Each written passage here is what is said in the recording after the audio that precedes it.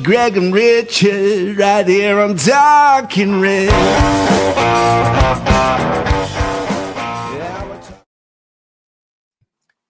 Hello and welcome to Talking Reds, a Nottingham Forest podcast, hosted by myself, Greg Oram, and my fellow Forest fanatic from across the Atlantic, Richard Sprague. Hudson-Odoi for Anderson, inside left channel, into the penalty area, squares it for Wood. Wood turns, Yes! in! Lovely finish from Chris Wood, a magnificent turn.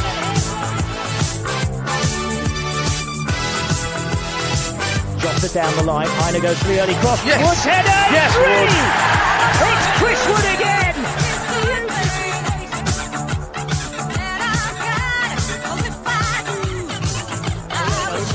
Left-hand side, tight to the byline. Yes! Wood's header! It's in! It's Chris Wood again! Woody! Fantastic run from Alex Moreno!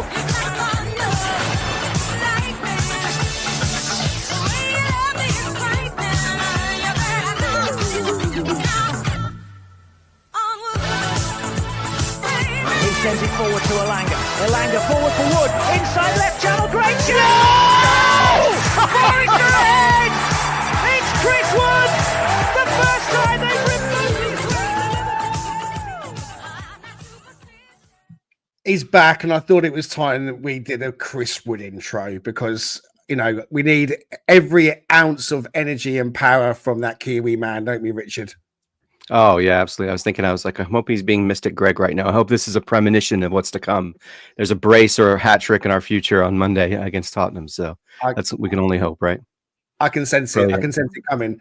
Anyway, Excellent. We continue our special guest series today with the Forest fan who has forged a brilliant career in broadcast journalism and now finds himself at the media giant News UK, where you can regularly hear him delivering news, sports and reporting on Talk TV, Times Radio, Virgin Radio, and of course, TalkSPORT.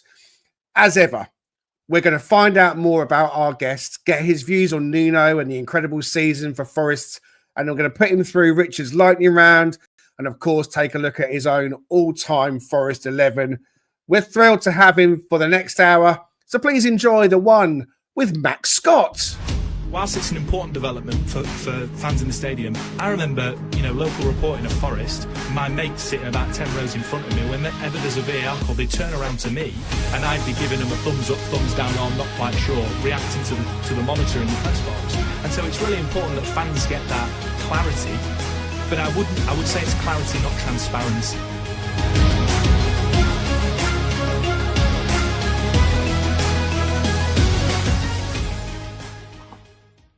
Max Scott, good morning. Welcome to Talking Reds. How are you? Yeah, I'm doing really well, fellas. Thanks for having me on. Looking for when you got in touch, you said, "Do you want to talk about Forest for an hour?" And I was like, "Yeah, absolutely, of course." So, thanks so much, and looking forward to getting into it and talking about everything that you've got planned.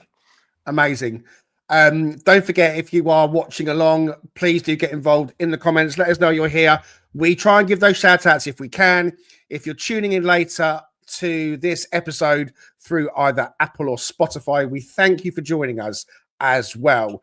We hope that you wouldn't mind hitting the like and subscribe button. It does help us out. So we're trying to grow the numbers, as everyone does. Hitting like and subscribe and showing your support just takes a couple of seconds, and we thank you for doing so. Okay, let's get straight into it, Max. We ask everyone the first question. What is your Forest story? The who's, the whys, the wheres of how you became a Forest fan? Yeah, so I grew up in a town in North Nottinghamshire called Retford, and ever since I was a boy, I had season tickets in the Brian Clough Upper Stand with my dad, and so me and my older sister used to take it in turns to go with my dad to Forest home games, and that's it's just all I know. From a very early age, I started going. I think my first game I was 5, which I don't know if is allowed, but I went anyway, or at the time maybe wasn't. I've just always been Brian Clough Upper. I was there for 18 years, and then I moved then to Bournemouth for work after university, and so we moved over to the Peter Taylor stand, and then we're still in the main stand there today. So really just you know, it's a family thing. We're all Forest fans in the family, and yeah, just sort of memories of Robin Chipperfield and Colin Fray on BBC Radio Nottingham before the game and after the game. Parking in the market, walking over. We'd walk over Lady Bay Bridge, and just that's my Forest story really. I've not known anything else other than that. And I think for me, Forest is the way I talk about Forest, not really football, but Forest is, I think it's not just the football and what happens on the pitch. It's the ties with family and friends, sort of our whole family network and wider friends. That some of the closest friends we've got are all Forest fans, and so we all share that like Forest consciousness, largely for a generation which has been really negative. And I think not, you know, I don't mean to overstate it. I don't maybe mean it as strong, but sort of trauma bonds people, doesn't it? And having shared so many awful moments, like for me, one of the most striking memories is that Yeovil playoffs. You know, 2-0 up after the first leg, lose 5-2 at home, and that certainly at that point in my life was the most distraught I've ever been, and that stuck with me still to this day. So yeah, I mean, rambling on a little bit, but it's all about sort of family and friends for me in Forest, and that's why I think I've you know, into my adult life have continued to be so passionate about it. You sometimes see, don't you, football fans, you know, in their sort of late teens, early 20s, they're really passionate, and then they maybe lose that, understandably, but when it's got so many ties to your family, I think that's why it means a lot. 100%. We speak on here all the time, Max, about that family link. Richard's grandfather, who passed away a few years ago, massive part of Richard's life, albeit from across the Atlantic mainly. But yeah, you're the reason, Richard, aren't you, that you're the biggest Forest fan alongside all of us because of that family inheritance. And you know, it doesn't necessarily have to be going week in, week out to the games, but just even talking. When I go and watch the games with my dad up the road with my son, and so we sit together and get to see them because we live in London or just outside. And so just that link that you talk about, it resonates, I'm sure, with everyone watching and listening. A few quick good mornings. Tony is with us. He was really looking forward to this from 11 o'clock as well. Thanks, Tony. And Gary as well says, good morning, Reddins. Brucey over in Texas, as ever. Hey, Brucey. And Mark showing his support yet again with a £2 donation. He says, the Spurs game has now become absolutely massive. You can say that again. Dr. Anna is back from the States. She is here making a live one. And she says she loves Max and loves his TalkSPORT show as well. We're going to get into that. Before we do, and before I hand over to Richard to have a chat with you, you do now work for one of the biggest media companies in the world, News UK. But was journalism always the plan? Because I was thinking, okay, we need to find out a bit more about Max before he comes on. So I went straight to LinkedIn, had a look on LinkedIn, and you were actually a teacher, weren't you? Which I mean, I used to be a teacher myself. So okay, what did and you my teach? wife's a teacher, and my company, I've got a business that we provide education recruitment services to schools. So we're immersed in education. That's what we do outside of this. So I was really kind of intrigued as well about that. And you taught religious studies as well, I think, as well. So you got like a bit of an interest, or more than an interest, in that side of things. So I guess the question is, tell us about that side of things. So you've left uni by the looks of things and gone into teacher training. Is that what happened? Yeah. So I did a fast track scheme into teaching straight out of uni called Teach First, where you do 6 weeks of training in the summer and then they send you to a school to teach. You're in at the deep end when you do Teach First as well. Sure. Off you go. And so I'd left uni. I'd always wanted to be in journalism. My mum actually was one of the first British television camera women. And my dad my granddad, her father worked in media for the Evening Standard and things like that. And so it was always in my blood. I did my work experience in year 10, back when they did proper work experience, for 2 weeks at the Evening Standard, and fell in love with it in the newsroom and just how fast paced it was, things like that. But when I got to the end of my degree, I hadn't done a journalism degree, and so I just sort of wanted to get working. And my mum just said to me, "You'd make a great teacher." And I was quite mischievous at school, and certainly at GCSE level, that underperformed because I was too busy having a good time and, you know, trying to make people laugh and all that sort of stuff. And I thought, I don't think I could. And she just encouraged me to do it and said that my own experience in education as someone that was sort of naughty, you could say, what would help. And so, yeah, I jumped straight into teaching and then went from being, I taught religious studies and ethics, or, you know, we just called it ethics, essentially philosophy, ethics and religion. And then became a head of year, head of year 8 into year 9, and then became like an assistant principal, deputy head at the school, and loved it, you know, and didn't leave education because I fell out of love with it. You'll know as more than I will, Greg, that lots of people leave the profession because they're sick of the bureaucracy and lots of the pressures, you know, being put on schools sort of outside of learning and all that sort of stuff. But for me, I was 29 at the time, and I thought, I was living in Bournemouth, loving life in Bournemouth, and I just felt like if I'm going to change my career, then I need to do it now. I didn't have a house, I wasn't married, didn't have children, and thought those things are going to come later down the line, and so I need to make a decision. So I moved back home. I did a master's in broadcast journalism at Sheffield Uni, and then worked for Global and LBC, locally and nationally, but based in Nottingham. And then job at TalkSPORT came up, and I got that, and here we are. It's incredible. Yeah, it's always an interesting time in your life, right, where you suddenly find yourself pivoting away from what you thought you were doing on a track, you know, because I did the same thing. I was in healthcare, and I'm like, Yeah. oh, I just got this wild hair. I want to do architecture, right? Because of course that's related to healthcare. You know, it was just a complete 180. But so how difficult was that? I mean, you talked about that process of, you know, getting to your master's degree, but how difficult was that to kind of really do kind of a complete turn and go down a different track? Yeah, it was really difficult because I knew that it'd be just a massive change in everything. I was really settled in Bournemouth, you know, had a huge, like, great social circle, played football, and I loved being by the sea. I lived about 50 meters from the beach, and so life was really good in that regard.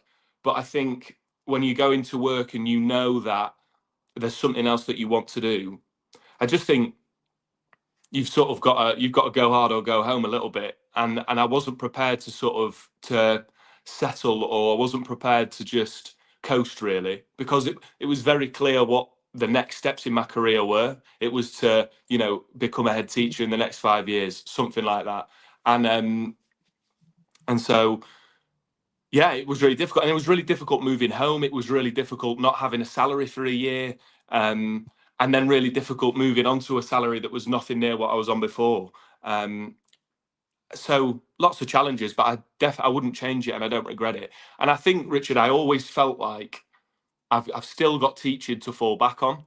And again, Yeah. it wasn't like I hated it. I just knew I wanted something more for my life. And so I knew that, well, if this doesn't work out, I've got a school in Bournemouth in a town that I love, that I know I can go back to. And so it didn't feel like a massive risk. And everybody told me it was. And everyone was like, oh, that's so brave, or what are you doing? But I knew it was the right decision, and I don't regret it at all. Yeah, and just a real quick question on to follow up that. Did you find that there were elements of what you did before that helped provide somewhat of a foundation? Because you would think, I think initially, these two things are very different careers tracks, right? Very different approaches.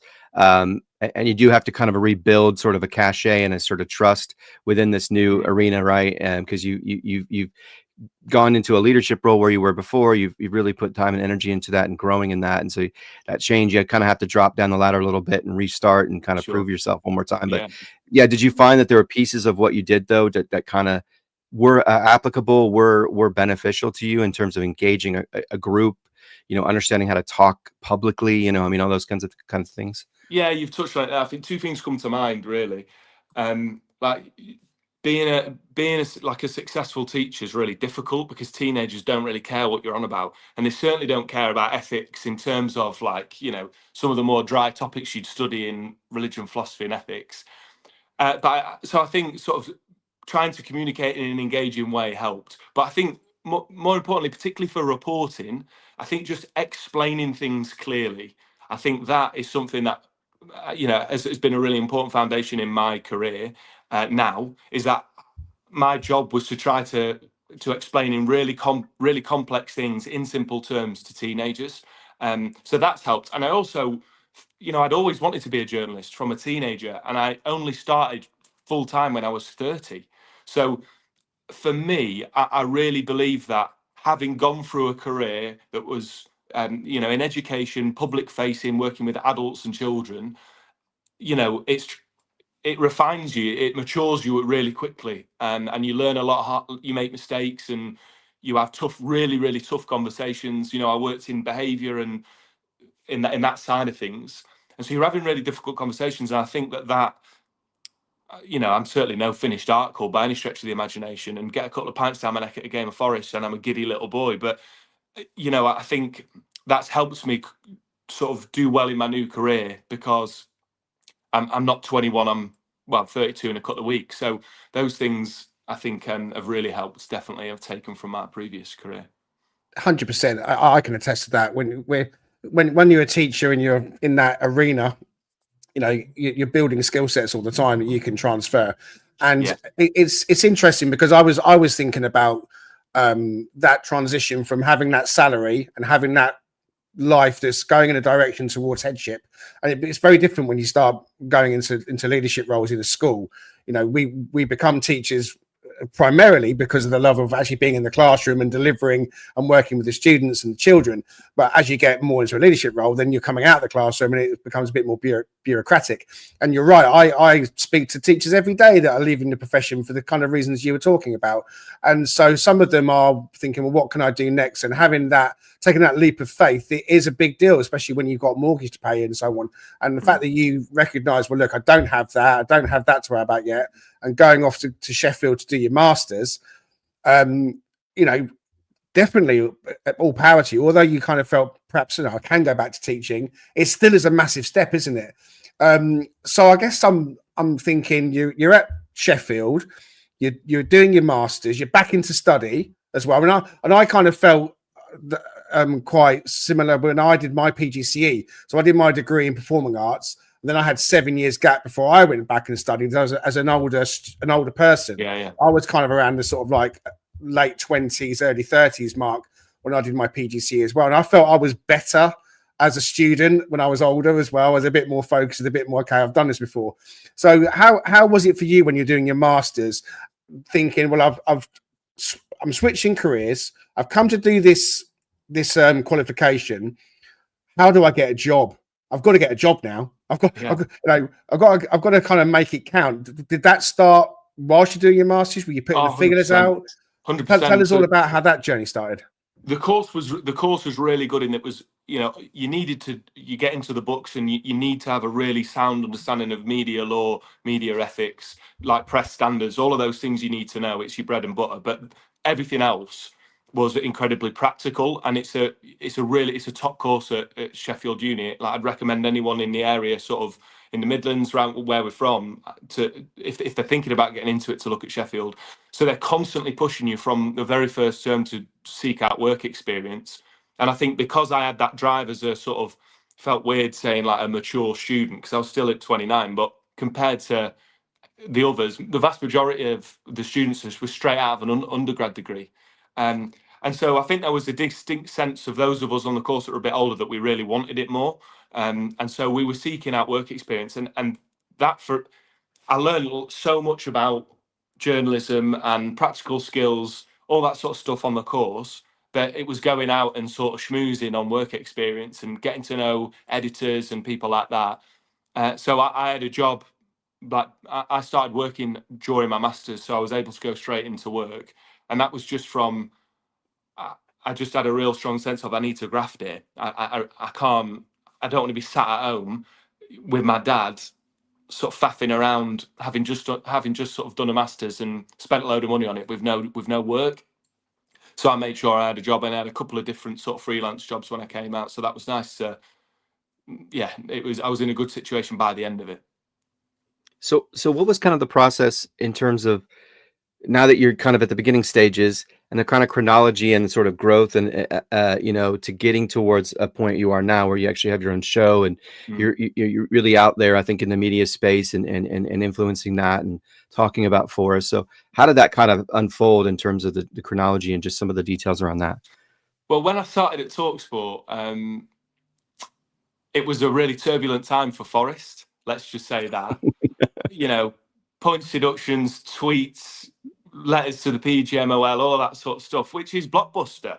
Whatever I thought of it, whatever you boys thought of it, whatever people listening thought of all of that time in our recent history, it was blockbuster. I mean, tweeting the PGMOL and accusing them of sort of bias is a massive thing to do. And so because Forest isn't a part of that sort of top 4, top 6 elite, or at least it wasn't until this season. There wasn't many people. There's certainly nobody in the office that was a Forest fan, and so I think because they'd already heard me on air breaking news and that sort of stuff, they just said, "Do you want to come on and talk about Forest?" And then I think I just think my bosses trusting me to sort of develop and do more broadcasting wise has just led to more opportunities, and to a point now where I've got an amazing boss, and he just said you should start presenting, and so I started sort of subbing in for presenters on TalkSport 2 that weren't in, doing sort of trial runs, and then I got a weekly slot, and then I've from then done a show on the main station, and things are looking really positive. So I just think it's about right place, right time. But my mum and dad would always say this to me, and I really believe this as a teacher, and it's something that I drilled into the kids that I taught, was it's all about the person you are. It's not just about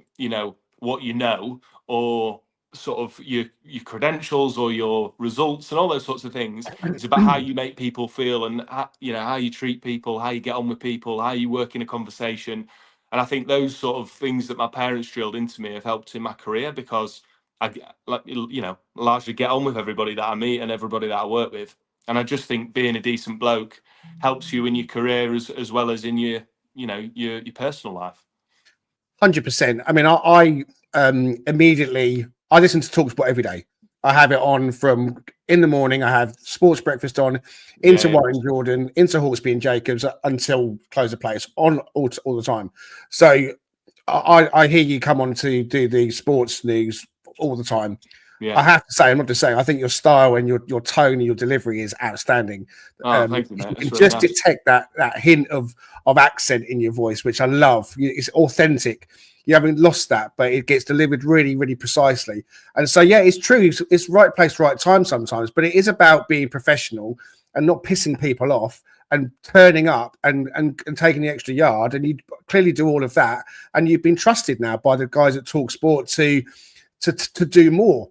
And I, when you were talking then, I remember you being pulled in to talk to Hawksby and Jacobs a few times about a situation at Forest. It was almost like you were the resident Forest guy, like you just touched on. They were leaning on you for knowledge, which was great for us as Forest fans, because it felt like we had one of us in the studio to actually talk properly about Forest and knew the story. Because one of the things that I got a little bit frustrated with about TalkSport, about Alex Crook in season 1. I think probably before you joined, by the sounds of things, they're kind of like making assumptions about Forest without really kind of digging into it and without really knowing about Forest too much. And I'm a big fan of Simon Jordan, as most people are. But at the start of the season, this season, again, I was a bit disappointed that he thought we'd get relegated. I thought you haven't really looked properly about what Forest are doing. I know we've had a couple of seasons. It just felt like the easy, lazy, obvious thing, like Jamie Carragher as well, to say, oh, well, Forest have been skirting around for a couple of seasons. They're going to go down. And I just thought that was a little bit lazy on their behalf. And they're not the only ones. Just because I felt we knew as Forest fans what we were doing behind the scenes to try and improve, and were improving. So to have you kind of perhaps representing us now in that space is a really, really amazing thing. You talk to us about your own show then. We're going to move on to talk about Forest momentarily, but I want to finish off. You've got your own little spot now that's popped up. Tell us about that, because you've gone from, as I say, reading the sports news mainly to being a bit on TalkSport 2, and now you've been on the flagship show. Tell us about your own show that you've been doing. Yeah, so it's every Thursday on TalkSPORT 2, 3 till 5 o'clock, sometimes half 5, sometimes 6, depending if there's live sport that I'll build up for.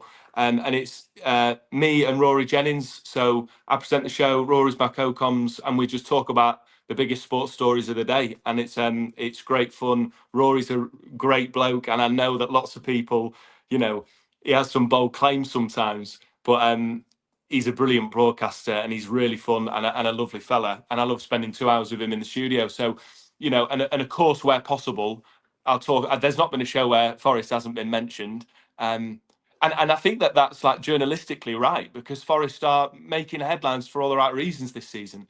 And so, yeah, I'm on today, and Rory's away actually. So I'm with Dan Bardell, who you might know, who's a big Villa fan and broadcaster, does lots of work with TalkSport and Sky. And so, in a week like this, it's we're talking a lot about Champions League, a lot about Europa League. Virgil van Dijk's just signed a new contract at Liverpool, so we'll be dissecting that.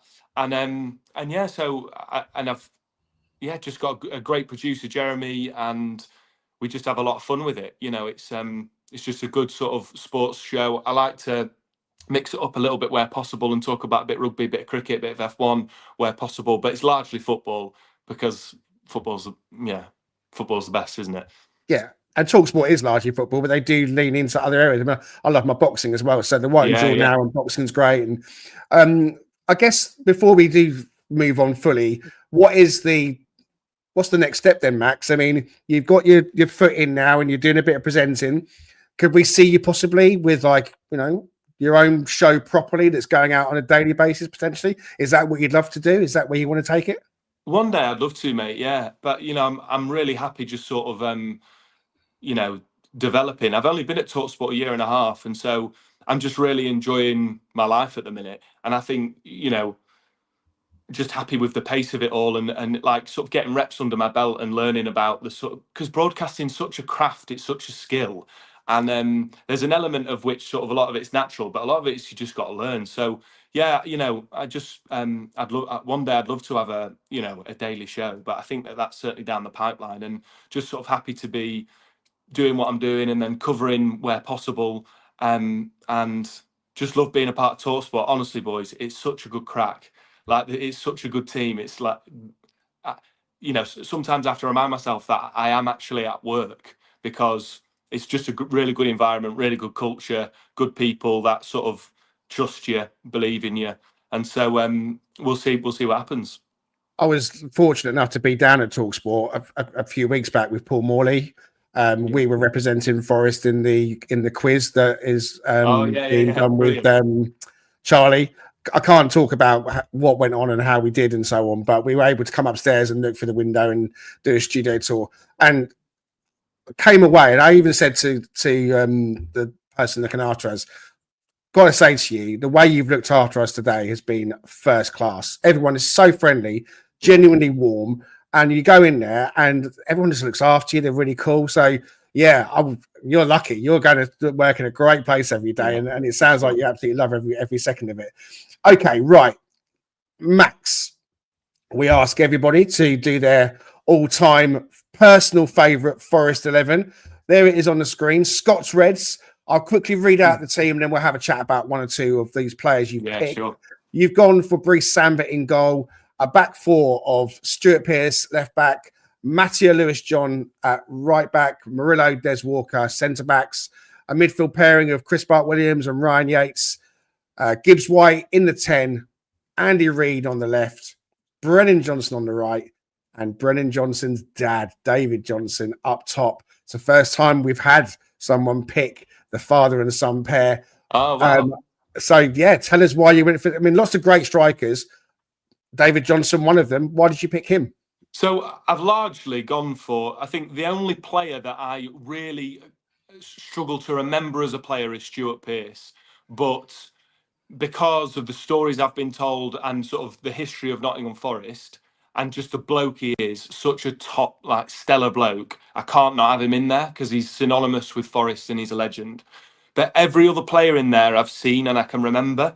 And, of course, David Johnson isn't the best striker Forest have ever had. But what I've tried to go off is players that I can remember and how they've made me feel. And so I just remember sort of David Johnson scoring some of the first goals I can properly remember. You know, I remember that sort of dark green and dark blue away shirt with Pinnacle on, or it might have been black and dark green. And I just remember him sort of scoring so many goals, being so dynamic and exciting and quick, and he had that sort of character and bravado on the pitch. Even though he was small, he put himself about, and so that's why I've got David Johnson in there. And then sort of the David Brennan thing. For me, like, I love the romance in football and the story that was for Forest to have Brennan be so important in getting us promoted. And I think, you know, Brennan got a lot of stick from Forest fans, but his goals in that first season, without them, we wouldn't be where we are now. And he left a legacy at the club by being so successful that he could, you know, cost so much money that we could then go and buy Elanga and Hudson-Odoi for a snip. So I think he's had like a proper impact on the club. So love those two players. Never seen, well, we have actually in Anthony Elanga, but the pace of Brennan Johnson was just sort of so exciting. I mean, Chris Bart-Williams and Matthew Louis-Jean are two of the earliest players I remember. I had Chris Bart-Williams' autograph. And I remember for years thinking that he'd signed it just for me, and then sort of 10 years later going in the shop and you could just buy pictures that had stock sort of signatures on. But I remember his free kicks and just, he played football properly. And again, we're talking about like 10-year-old Max here, if that. But I just was always drawn to him. I remember a free kick he scored. I don't know who he scored it against, but it was in the Trent end goal and it went off the crossbar and in. And I was just told at that point. Matthew Louis-Jean, I just thought was so cool. Like the name, when I was a boy, and he was my favourite player at the time. And then, I'd have to talk about Ryan Yates. For me, he's my favourite all-time Forest player. I'm not old enough to remember the 70s, 80s, you know, but he plays like a fan with a shirt. And that's exactly what he is. And I think he embodies the best of Nottingham, the best of the club. And he's just a top bloke. I had a pleasure of interviewing him for TalkSPORT. And I was just so relieved. And I knew it anyway, but I was so relieved that he was just such a sound bloke. He was funny. He was open. You know, he wasn't sort of media trained in that sense, giving just sort of stock answers that you'd expect. Like, I was so impressed with him, and I'm continually impressed with him. And so for me, and I know some fans have sort of differing views about Ryan Yates. I know that the critical majority love him, but he's my favourite ever Forest player. I love watching him play. And then I'd say Morgan Gibbs-White is the best Forest player I've ever seen. So I had to have him in there. I just think technically, just as a footballer, he's the best player I've ever seen play in the Garibaldi. I mean, I could talk all day about him. Andy Reid, crikey. In those sort of dark days of the club, I'm so surprised he didn't leave earlier. And he was just magnificent, you know, and then he came back to the club. And even though he wasn't the fittest, he was just better than everybody on the pitch. So yeah, that's my Forest 11 really. And then I had to put Bryce Samba in there for what he did in the playoffs. Yeah, I had to. I've never the angriest I've been at a Forest game, bizarrely, I don't know why, was when he got sent off against Stoke in that promotion season for that stupid sort of incident. Yeah, and I just thought, you idiot! I was so fuming. And obviously, you know, I liked him before that, liked him after, but it's Forest folklore what he did against Sheffield United. You know, we had no right to be anywhere near an extra time or penalties, but he was just sort of possessed by some higher power that day. And then the penalty saves, obviously, we were never going to lose at Wembley after that. And so, what do you think about Samba? Could you ever see him coming back to the club? Well, look, I mean, everything you just said about Samba, I think everyone agrees with that. That semi-final was amazing. He kept us in it, like you just said. Could he come back? I don't know, actually. I mean, it feels to me like he's definitely quite narrow-minded in terms of how he left. Because how many players decide to leave a club that's just got promoted to the Premier League to go and play in France for what many might say is not necessarily one of the top clubs in Lyon. And I think there was talk of him possibly leaving Lyon as well and going to another club. I can't remember who it was. The goalkeeper situation, the goalkeeper department has been an area since he left that was very, very unstable. You know, we thought we were going to get Dean Henderson, and obviously his injury. Navas came in and did okay. And of course, we had the horrific journey with Matt Turner and Vlachodimos. And of course, with Sells coming in when he did, albeit with half a season, I was impressed enough that, you know, I felt pretty good that we wouldn't need to go and get another goalkeeper. I know a lot of people were still unsure about Sells, but this season, obviously, he's had, alongside the rest of the team, and he's had the season of his life. So I guess the question is, or the answer is, I don't know. I guess he could come back.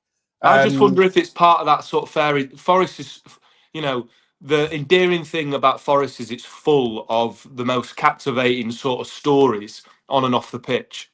And I just sort of wonder if the stars align for one day Bryce Samba to come back at the right time. Look, nobody can take the number 1 jersey off Matt Sells at the minute with the form that he's in. He's been one of the best goalkeepers in Europe this season. But I just sort of wonder there might come a day where it's right timing, and if it's right for the club, then I'd love to see him back in a Forest shirt. I think, you know, it give the City Ground that, you know, an even bigger edge. Do you know what I mean? Because because of what he's done for the club. But I had to put him in there. I'm with you all the way. The thing is, there's no right or wrong answers, because it's your personal 11. It's the ones that mean the most to you. It doesn't have to be the best players. You've really kind of taken us through the whys and wherefores. You know, Brennan, just quickly before I close it, have to say there's so much for our club, like you touched on, from getting us up, from keeping us up, and from getting the kind of money that we got for him. He served our club better than anyone could ever have asked for, and he deserves nothing but the utmost respect. There you go. Scots Reds, a brilliant Forest team, one that I'm sure would finish top of the league.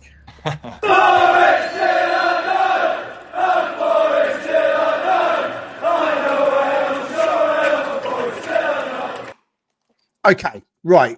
Time is moving on, but we will quickly do this. The Cheese Trader, based on Grape Lane in York, is a cheese lover's paradise. Home to some wonderful specialty cheeses, relishes and chutneys, and also with a fantastic street food menu. Try their loaded fries or posh cheese on toast. It'll be the best you've ever had. Owned by Forest fan Stu Freestone, the Cheese Trader proudly sponsors Talking Reds. Quote Talking Reds every time to get 10% off your order. The Cheese Trader and Talking Reds, the perfect cheesy mix. I love that.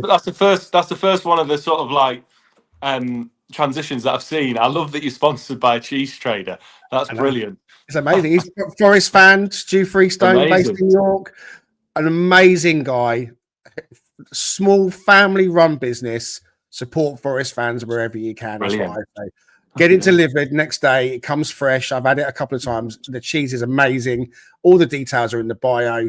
Yeah, Easter's literally here now, so I'm not sure if you'll get anything. Obviously, with bank holidays and that, but check out the Cheese Trader as soon as you can. All right, let's crack on. Here we go with this one.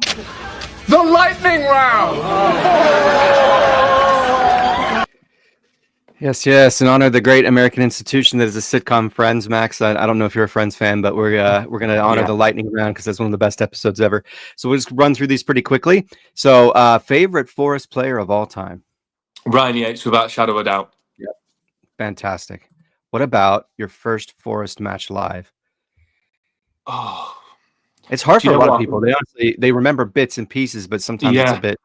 Okay, I know that my first Forest game was when we got relegated from the last time from the Premier League, the last game of the season. I don't know if it was Wimbledon. I've got a feeling it might have been Wimbledon, yeah. So it was in 1990, whenever that was that we went down. 98, I think, wasn't it? Oh, my goodness. What player in Forest history would you like to see on the current squad?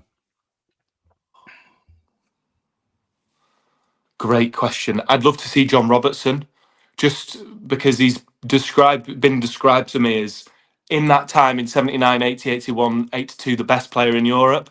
And I love the fact that he wasn't a conventional athlete, you know. He was called the fat lad, and he wasn't particularly quick, but he beat people all the time. I'd love to see that because, you know, Messi's obviously different gravy, but I think that watching highlights of him, I think he had that sort of that diminutive sort of maestro about him. I'd have loved to have seen him in the current squad. Oh, that's excellent. What about your favorite away or third kit? Oh, God, there are so many. Do you know what? Controversial. I really didn't like that highlighter kit that we did so well in the promotion season. Feels like sacrilege to say it, but I didn't. I just couldn't stand the look of it. Okay, I really liked the. I think of Lyle Taylor when I think of this kit. The away one with the blue one with the thin yellow line, but we were awful that season. So I'm going to say the David Johnson one that comes to mind. That sort of cluffy green and I'd say dark deep blue. It's a navy blue. It's a dark navy blue. Yeah, it's the one you got me, Richard. I think Richard. Oh yeah. I think that was that was a brilliant one. Fantastic. What is your favorite Forest moment or memory? Oh, it's Wembley, boys. It was just the most amazing day with all of my family, Forest family and friends, sort of all sat together. Oh, get shivers thinking about sort of what that meant for everybody, just for our sort of small group, but also the city. It was stunning. I've never felt anything like it in my life. It was mad. It was unbelievable. Yeah. I was at work and watching it, and I didn't get anything done. I feel bad. I don't think any of my employers watch this, our podcast, but yeah, I couldn't get anything done. And then I immediately started getting emotional because I kept thinking my granddad just passed away a little less than a year prior. And so I was like, he would have been absolutely out of his mind if he had seen that. So that's brilliant. What about if you weren't a Forest fan, what club would you support? I don't know. I think I'd probably support Mansfield. Probably. Yeah. I mean, we've got close family friends that are Mansfield fans. We've been there a few times. I love the colours. I love yellow and blue. Yeah. And it's local. I'd support Mansfield. Yeah. I don't think I could ever support a club where I'm not from where I'm from. Yeah. And there's no one else in my family that supports anybody else. It's not like my uncle supports Spurs or anything like that. Everybody's Forest, and so I think I'd have chosen Mansfield. Yeah. Yep. Excellent. Apart from Cloughie or Cooper, who is your favorite Forest manager? Paul Hart. Paul Hart. I think what he did for the club in a really difficult time financially, almost got us promoted, and that was another agonising sort of part of my Forest sort of psyche is our playoff failures. And I know Paul Hart was in charge of that, but bringing the likes of Michael Dawson, Wes Morgan, Jermaine Jenas, sort of proper we have an amazing academy, and that's something we should be incredibly proud of. And Paul was a huge part of that. And later in life, he and my dad have become friends through mutual friends, and he's just a top bloke, a proper footballer, footballing footballer. And I think he was my favourite. Some of the best football I've seen for Forest during that awful time was from Paul Hart. Yeah, fantastic. If Forest could sign one player from a non-top six side, who would it be? This is a good question. There are so many, and that's what's so. Lots of people say, was this been a bad Premier League season? I think it's been an amazing Premier League season, precisely because the Forests, Brightons, Bournemouths, Fulhams are all smashing the ceiling, and sort of there's a glitch in the Premier League matrix, and because the critical mass of fans in the Premier League all support those sort of so-called big clubs. They think that it's been a crap season when it hasn't. I mean, there are so many. The ones that come to mind, Semenyo at Bournemouth. Yeah.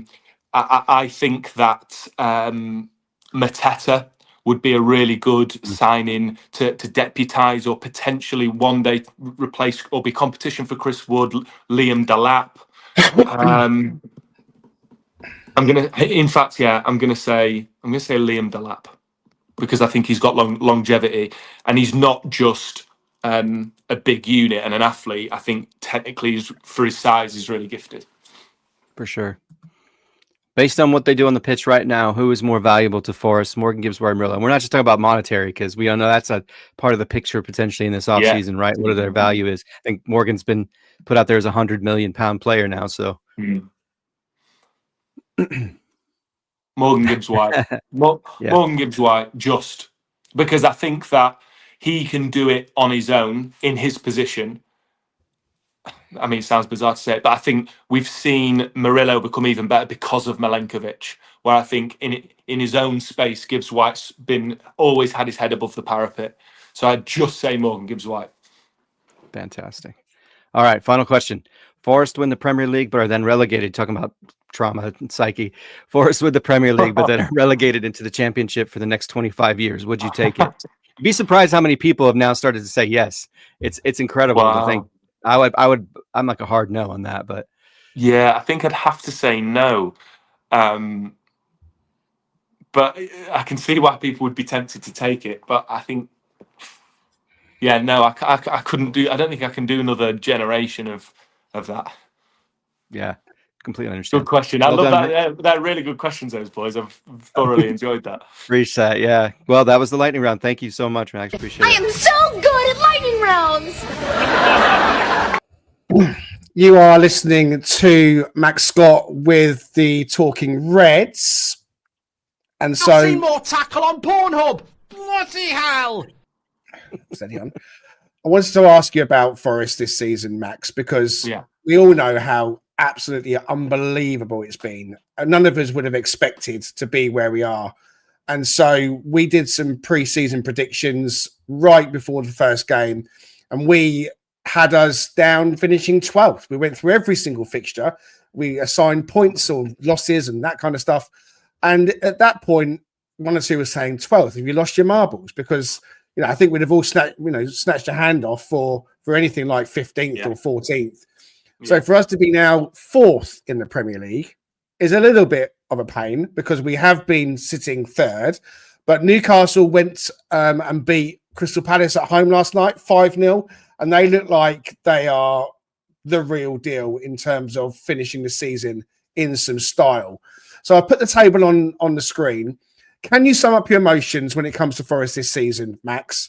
And, you know, when we're thinking about the top 5 finish now, is it still within our capabilities, do you think?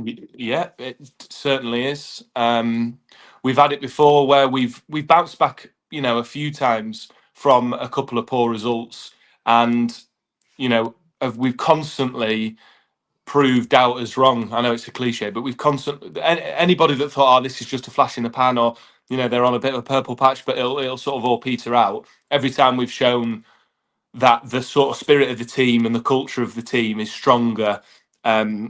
So, yeah, I'm still confident we'll get top 5 or we'll get Champions League football.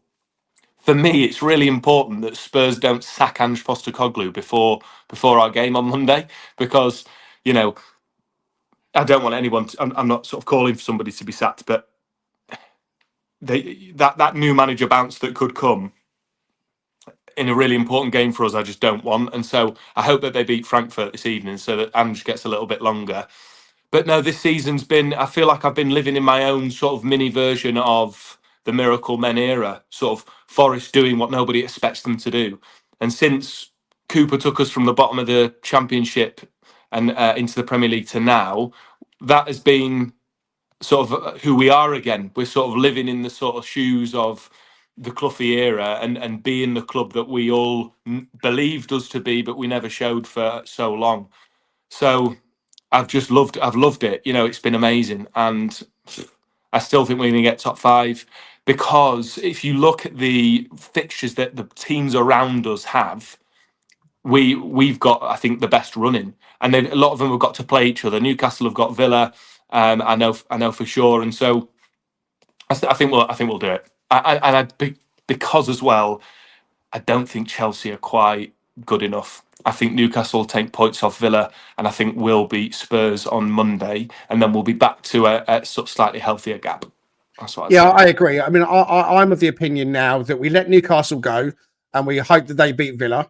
It's all about keeping Chelsea and Villa below us. And if we end up 5th, then we end up 5th. And that's still Champions League football. And whoever may turn around and say, you only got Champions League football because we had the extra place, I don't care. We got Champions League football at the end of the day. And we've sat in the top 3 for God knows how long. No one could ever argue that we don't deserve a Champions League place. And so, yeah, you're right. Lots of teams are playing each other. Forest play Spurs next. It's on Monday. It's at Spurs. And they're like not even a Jekyll and Hyde team. Jekyll and Hyde kind of indicates that they've had really good moments and really bad moments. In fact, they've pretty much had really bad moments all season. So Champions League qualification is still there for the taking. We're also in an FA Cup semi-final, Max. Yeah. You may or may not have known. So, the question that we ask everybody, and then here it comes. This is a tough one. You get to choose one: Yeah. winning the FA Cup or qualifying for the Champions League. Qualifying for the Champions League. Really? The FA Cup's, the oldest domestic trophy or whatever. I love it. I love watching it. I love the sort of magic of it. But for me, having never watched Forest in Europe, I want to live that again. Like, I feel like it comes full circle. Well, full circle would be us winning it back to back, but there'd be an element of it coming full circle. I just want to experience that with my dad, seeing Forest at the City Ground with the Champions League anthem under the lights, and I think we'd be a nuisance for teams in Europe. I think for a lot of teams in Europe, by the way we play, and also the financially, that can really secure us for the foreseeable future to continue challenging. You look at what Villa and Newcastle have done. Previously, I would look at clubs like Brighton and Brentford as sort of, I guess, good examples for Forest. But now, because we've sort of fast-tracked the system a little bit this season, I think Newcastle and Villa are the archetypes that we need to be looking at. And qualification for Europe and that finance, that the difference between Champions League qualification and just clubs in the Premier League is almost the same as Premier League and Championship clubs, and so I just think it secures us for the future. It means that we can go and invest in the squad in the summer. So I think it's really important we get Champions League. What do you boys think? Are you more FA Cup?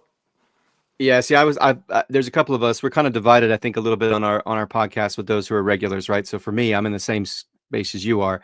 The headspace that I reside in is like the pragmatist, right? Saying, okay, the romanticist will go for FA Cup because I vividly remember the 91 final, and that was one of the most disappointing points of my football fandom, and it was just horrible. But at the same time, thinking about, as you pointed out, reinvestment into the club, because we've got some quality players and some players that have really developed nicely. I think we'll see what Anderson becomes, because we know he's got a lot of talent. Merlot got Milenkovic. I mean, we still got a pretty youthful team, but that striker position, as you pointed out with Liam Delap, I mean, it's such a huge concern now, especially from what we've seen the previous couple of weeks with Taiwo being out and then Luda. So to get the quality that we need to compete in Champions League and get that depth that we need to compete in Champions League, it just feels like, there may be other areas of the pitch that have a little bit more depth, but I think we still need a little bit of winger help as well. I know Nuno isolated that, so I'm with you. I feel very much that way. I'm not going to be upset, if we end up winning the FA Cup, but we don't make it to Champions League, considering where we thought we were going to be, even our own predictions, as Greg alluded to earlier. But there's something powerful about that. It just feels like that puts us into another stratosphere to keep pressing forward, to stay in this top 8 grouping, you know what I mean, in the Premier League. Listen, it's a difficult one. But for me, it would be the FA Cup. Because maybe it's because I am a bit older than you both, and not much older than Richard, but 20 years older than you, Max, just about, or just thereabouts. So for me, it's all about what you win. And Brian Clough always used to say, you need to have something to show for your troubles at the end of the season. And I know Champions League qualification is something to show. And of course, I want it more than anything. I mean, I've been saying for weeks and weeks and weeks, we're going to get both. I'm absolutely adamant. We're winning the FA Cup and we're getting Champions League qualification. We are the club of miracles. I've said that countless times. The magic, when it comes in its droves. We've got promoted in the way that we did out of nowhere. We've stayed up against the odds. We've had an amazing manager in Steve Cooper that I thought, Christ, we're going to have to go some to get a guy in that's going to have any kind of connection that Steve Cooper's had. And lo and behold, Nuno walks through the door and slowly but surely doesn't push it, doesn't rock the boat. He builds it and builds it and builds it. And what he's done has just been effing unbelievable. And the players that have been brought in, and Milenkovic, who is a god in my eyes, have got to be player of the season. These players deserve so much to have everything that comes their way. But the thought of Ryan Yates climbing the steps at Wembley, and I'm getting emotional even thinking about it, right? Yeah. The thought of Ryan Yates climbing the steps at Wembley and lifting the FA Chuffing Cup, I don't think I'd ever be able to survive that moment. I think I would combust. I was at Wembley with the playoff final, and I thought I was going to die happy. I just could not believe we're back in the Premier League, because it goes back to the question we were talking. Would you take winning the Premier League to go back in the Championship for 25 years? That's such a hard one, because when you're in the Championship, I can still support my club. I can still love Forest. I can still go to Bristol. I can still go to Watford and all the other clubs. But you're out of the conversation. When you're in the Premier League, you're in the conversation. You're part of it. You're really kind of thrust into the limelight, and it is on another level. And I enjoyed relegation battles in the Premier League far, far more than winning loads of games in the Championship, because there's the excitement, it's the buzz, it's the everything. So look, for me, it would be the FA Cup, because I think lifting something and winning something and having that on the trim around the stadium that says FA Cup winners 2025 would be incredible. But I'm adamant we're going to do both. There you go, Richard. I can't just, I completely agree with you.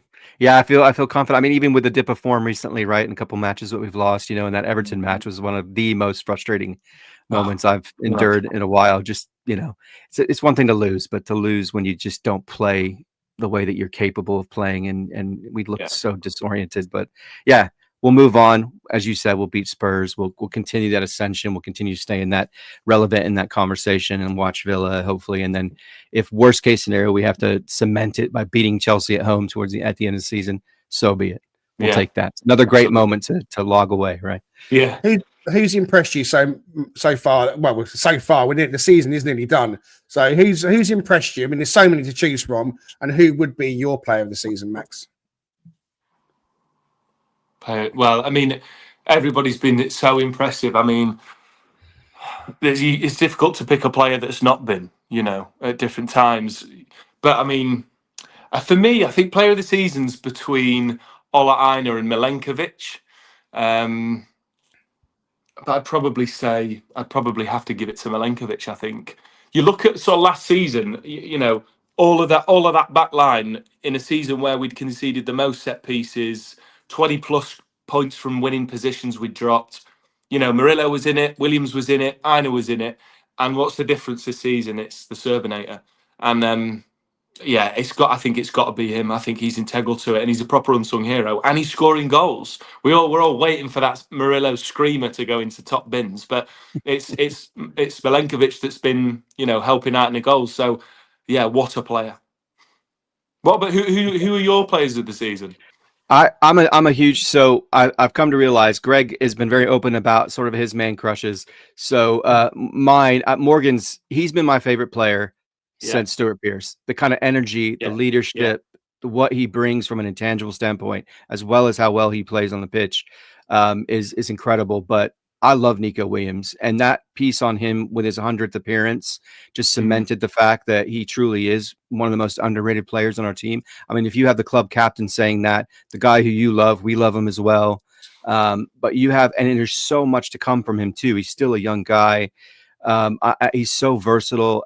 I just love the way that he operates. And, being, we make a joke about this because I can't decide what nationality I adhere to, is it, am I American? Am I Brit? Am I English? Am I, but I'm 54% Welsh according to Ancestry DNA. Oh, wow. So I love him just as the Welshman, coming in there with that beautiful Welsh sort of demeanor and just sort of like doing his things quietly, and just going about it in such an amazing way. And he's been so critical to so many different performances we've had to keep things locked down on that side, as well as advance forward and do some things offensively. So yeah, he's a brilliant player. Yeah, I think he's I put him up there. Yeah, he's a great shout because he's gone under the radar in terms of a lot of people would perhaps pick the Woods, the Gibbs Whites, the Milenkovics, the Murillos. Just quickly, for me, it's Milenkovic. For me, I said it on here many times, the best signing Forest have made in the last 25 plus years because of the impact he's had on the team, on individual players next to him. You mentioned it already, Max, on what he's brought. So for me, it would be Nikola Milenkovic. Okay, right. Time is pretty much up, so we should probably take care of this. Name that grandmother. Yes, so this is the little bit at the end that we do just to find out just a little bit extra. We're going to go a little bit deeper into one or two of your likes and dislikes, Max. So going to come fast with Marmite, love it or hate it. Love it. Just had it this morning. I can see it on my kitchen side right here. Yeah, I'm with you all the way, man. How am I cooking your steak? Medium. What's your favourite cheese? Oh, Black Bomber, Lincolnshire cheese, I believe. And it's like a spicy cheddar, but then I love a bit of sort of camembert, brie, soft cheese. But yeah, Black Bomber. Our mate, the old cheese trader, he'll know about it. It is proper, massive. Oh, it's just delightful. Anyway, versatile cheese. Sounds delicious, I'll tell you. Wow. What's the best sandwich? Ooh. I like sliced beef, Black Bomber, tomato, relish sandwich. Oh man, you That's sold incredible. It. And because we call the segment, what are your grandmother's names? Irene and Mary. Oh, amazing, amazing grandmother names. Absolutely fantastic. Yeah. We salute grandmothers and grandparents all around the world. They are very special indeed. All right. Okay. That does bring us to the hour mark. That means we are out of time, unfortunately. Max, you're an absolute star. Thank you so much for coming on. We hope that you agree to come back on again at some point in the future. Yeah, absolutely. I've thoroughly enjoyed it, boys. And I really like the sort of the setup and the structure of it. It's it's unique. And I've really enjoyed chatting to you about a whole host of things. So thanks so much for inviting me on. Amazing. So tell everyone listening and watching, where can they catch you next on TalkSport? I think you're on later on today, you said. Yeah, 3:00 TalkSport 2, which is going to be really good fun. And then I'm going to be reporting from Wembley Way actually on the semi-final. So if you want to come and have a chat to me on Wembley Way on TalkSport, then come and see me on Wembley Way on Sunday the 27th. We'll come and find you. I'm coming to Wembley. And what I would quickly say on that as well, that Nottingham Forest have released an email out and they're saying that they can confirm that they have now received a further allocation of tickets for the semi-final against City. These tickets are going to go on sale online only from 3 p.m. this afternoon to those eligible via Sales Window 7. So if you're a Sales Window 7 person, and that's bottom of the food chain, people, really. But if you haven't got a ticket and you haven't seen the email, go and check out your emails. You will have access from 3 p.m. this afternoon. I think there's about 800 or so tickets that have been released. So we always thought there might be an extra allocation. The good news is that there are some there. So please do make your way at 3 p.m. to the ticketing window. You go straight to where you would normally buy tickets. You'll see the fixture. You might have to jump into the queue. Maybe worth getting on there from 2 p.m. perhaps to try and get in the queue. Good luck to all you fellow trickies looking for tickets. Richard Spray, thank you very much indeed, as ever, my friend. Oh, yeah, it's great. Absolute honor and privilege, Max, to talk to you. So we're excited to get you back on and all the best in everything that you're doing. Because, like Greg says, you're absolutely fantastic at what you do and definitely have a lot more to come. The Nico Williams. Still young, but so much talent, so much. I'll take that. Amazing. No, it's true. We are huge champions of everybody that comes on, but Forest fans like Stu Freestone, the cheese trader, he's a Forest fan. Go and buy some cheese from him because support your own. But also tune into Max on TalkSport, flying the flag for us Forest fans on quite possibly the biggest sports radio station in the whole wide world. Forest have done amazing things this season, and they continue to do amazing things. They travel to Spurs on Monday. They're going to finish in the top 5, and they're going to go to Wembley and win the FA Cup. You've heard it here first. This has been the one with Max Scott. We'll see you soon.